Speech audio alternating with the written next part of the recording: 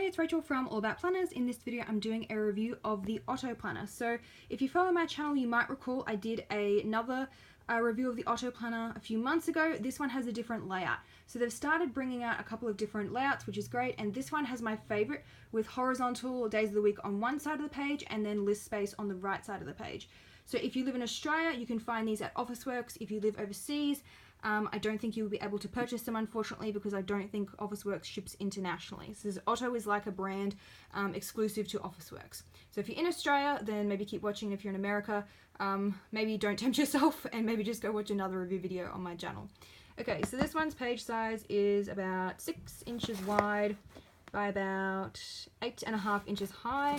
It is very lightweight, has this hard cover, but it just feels like it weighs nothing. I don't know how they do that, what material they use, but it's really lightweight and it's quite thin as well. It's only about 1 centimeter thick, but I think when I show you the paper you might understand why it's very light. It's very see-through and thin and flimsy, which is probably contributing to that.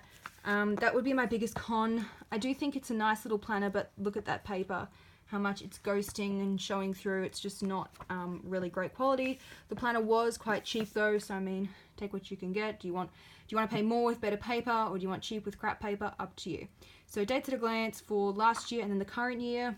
The pages do lay flat on their own. I'm not even touching it and it's laying flat, which is great. 1 ribbon bookmark. Okay, so the monthly calendar, it's pretty simple. You've got a Sunday start, notes and to-dos, little snapshot calendars for the next 2 months. Very minimalist, black and white. Add whatever color you want. I'm going to February, so as you can see, all of the months are clustered together at the front. I actually much prefer that layout. I find it a lot easier to navigate my planner if I've got all my months at the front and then all of the weeklies. I think a second ribbon bookmark though would be quite handy. I don't think there is a second one. No, there's only one, because then you could mark your weekly and then also your monthly spreads. Now I'm just looking for the split boxes, which as you can see do not exist because it goes 29, 30 and then 31. So yay, they logically did it and restarted the numbering on the top row rather than splitting a box in two, which is so irritating, and then you end up with no room to write. So it is a 12-month planner, by the way. Okay, so then we go into the weekly spreads. So this is what I really wanted this planner for. As you can see, this layout, you've probably seen me use it a few times. If you follow my blog, I absolutely love the days of the week on one side. Keeps everything separate because I do blog and then I do personal. I'm not so much a fan of little dates at a glance calendars on the weekly. I do think that's a little bit unnecessary, but given they only gave you 1 ribbon bookmark, you could actually come in handy because you might not be marking the monthly spread. Now that paper quality, have a look at how much is bleeding through. I know I normally do a pen test for planners, but I don't think I'm even going to bother with this one because the paper is just so bad. I think whatever pen I use, it's going to show through, so I don't really think there's much point in doing one. So we've got notes and to-dos, and then Saturday and Sunday are combined. The other thing I wanted to point out, because it is a Aussie planner, it does have the Aussie holidays in there. It just flips to some more. See, like Tasmania.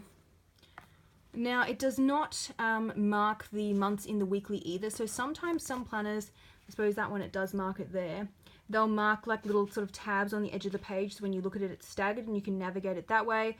This one, the only thing they mark is the monthly, so I mean that is kind of handy, but it doesn't mark the weekly spreads for you. Okay, so at the back here we have, just go back a little bit, we have some notes pages,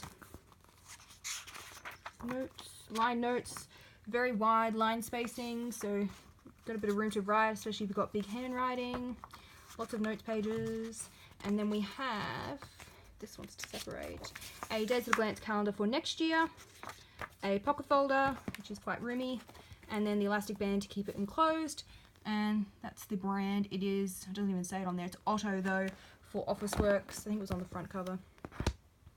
No, it's not even on there. Anyway, it was the Otto brand from Officeworks. They have a bunch of different colours as well. Opted for the blue, but then I saw them restock and they had a really pretty purple, which I wish I'd gotten.